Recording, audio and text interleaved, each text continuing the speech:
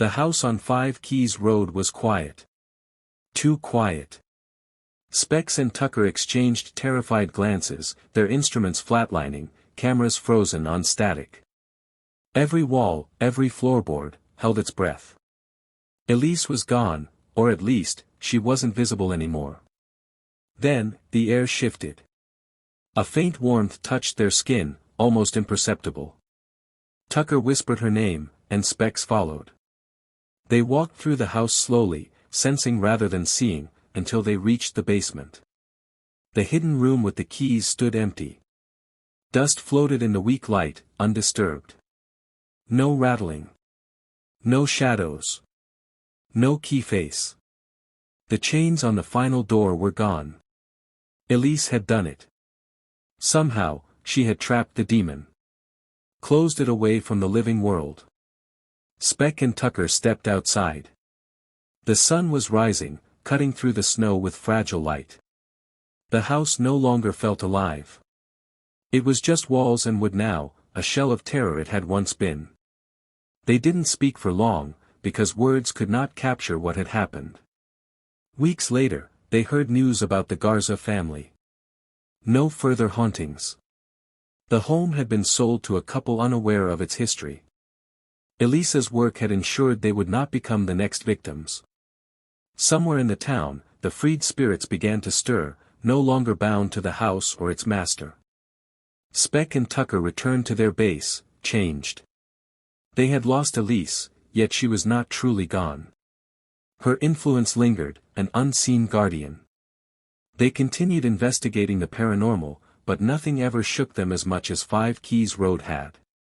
And in quiet moments, Spec sometimes swore he felt a presence watching over him, not malevolent, not threatening, but protective.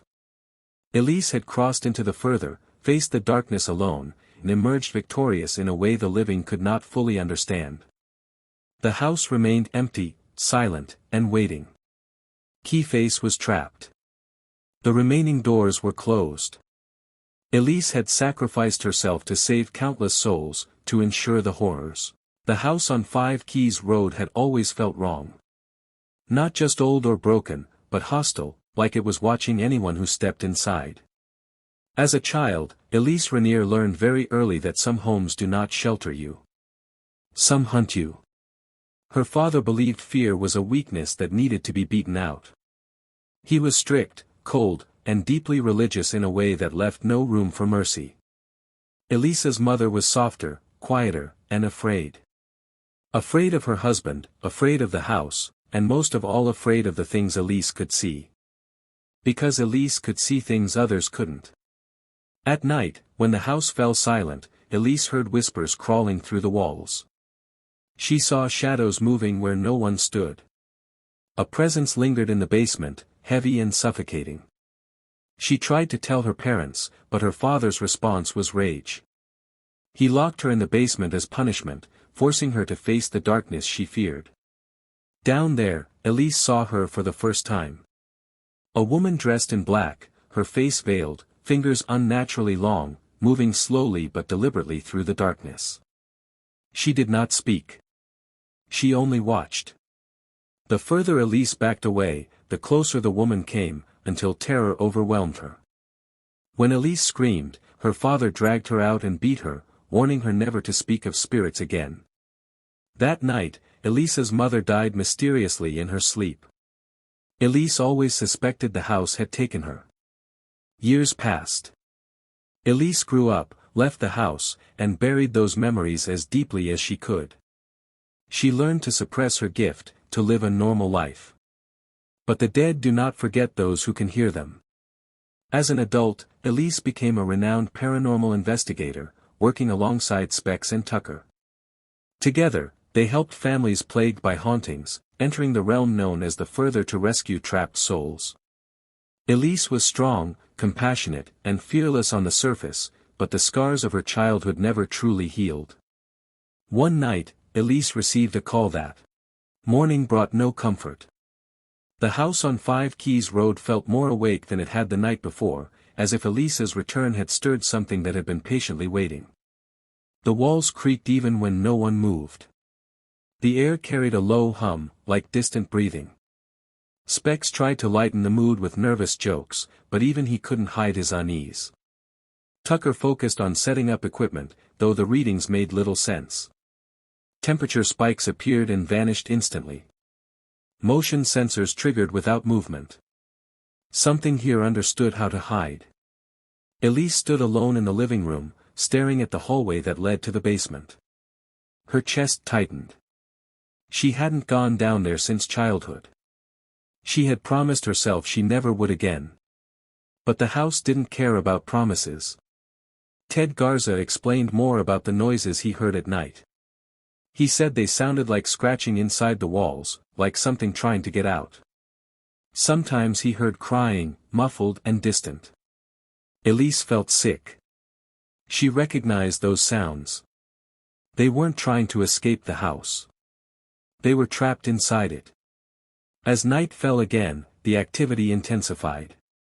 Doors slammed shut on their own. Lights exploded in showers of sparks. The house shook as if reacting to Elise's presence, testing her fear.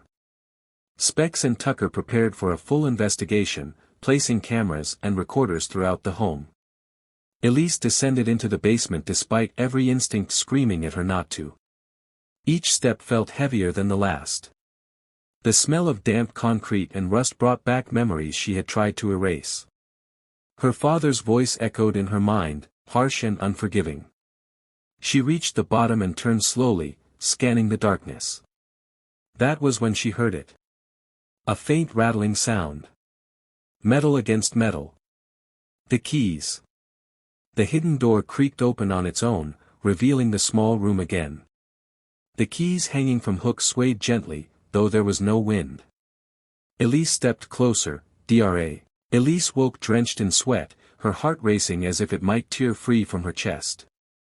Specs and Tucker hovered nearby, relief washing over their faces when they realized she was conscious. But relief didn't last.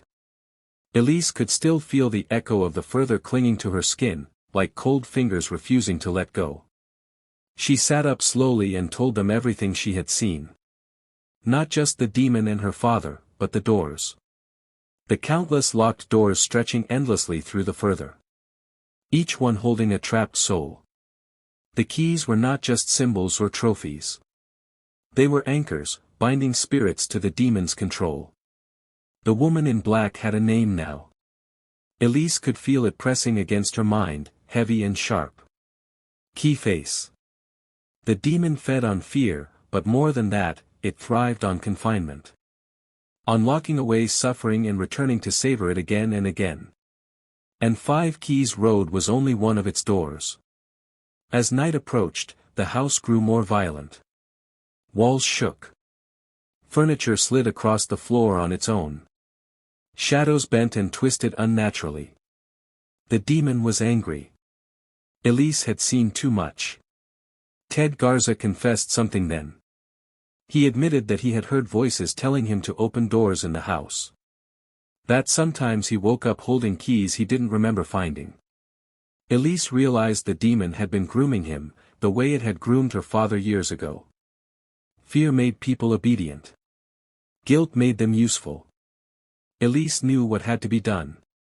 They had to return to the further, not to escape, but to confront the demon and free the trapped souls. Specs and Tucker protested immediately. They had lost Elise once before. The thought of losing her again terrified them. But Elise was calm. Too calm. She said the demon would never stop unless someone closed the doors it controlled. And she was the only one it truly wanted. They prepared carefully. Candles were placed in protective patterns. Tucker adjusted the equipment with shaking hands. Specs tried to crack a joke.